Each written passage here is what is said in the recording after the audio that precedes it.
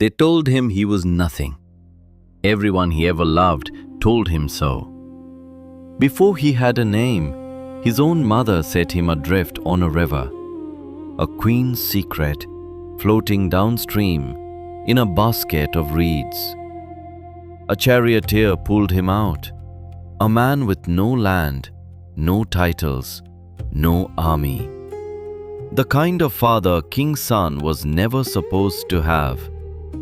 But he was born with armor, gold fused to his skin, earrings that no blade could cut, gifts from his real father, the sun itself.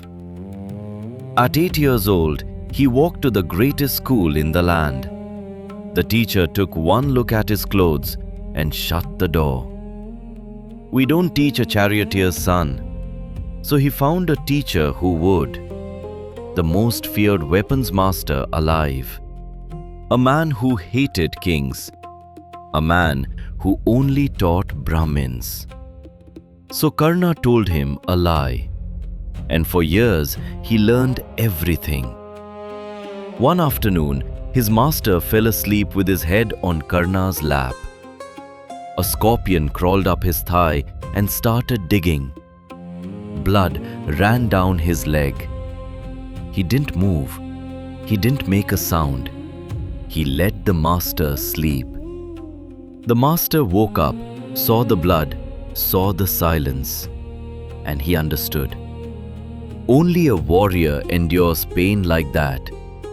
You lied to me, boy. So when you need your greatest weapon the most, you will forget how to use it.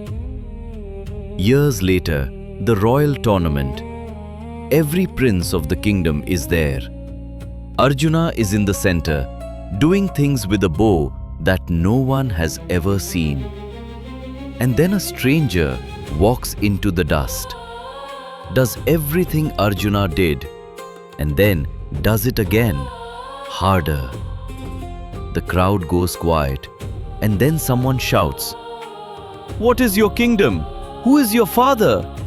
You can't compete with princes if you aren't one." The whole arena laughs at him. And one man stands up. Duryodhana, the most hated prince in the kingdom. He walks into the dust, takes off his own crown and puts it on Karna's head.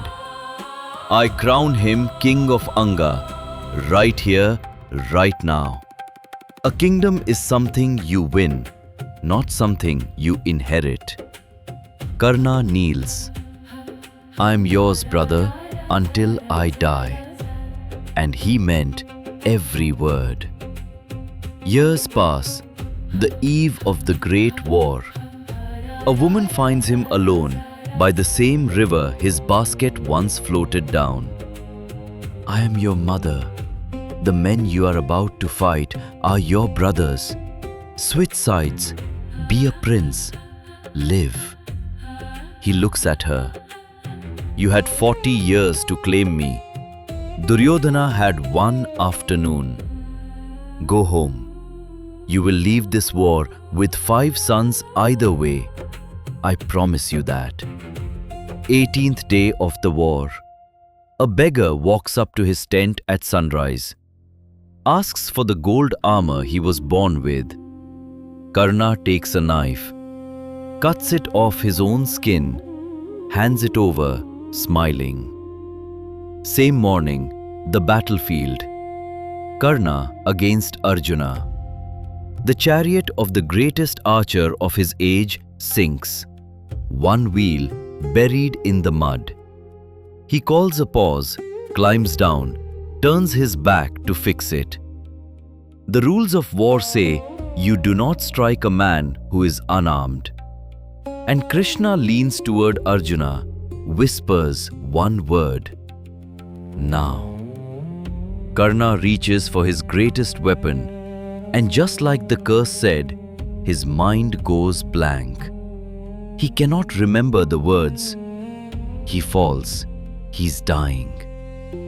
And one more figure walks up to him, another beggar, asking for charity. Karna reaches into his own mouth, pulls out his last gold tooth, hands it over, and dies giving.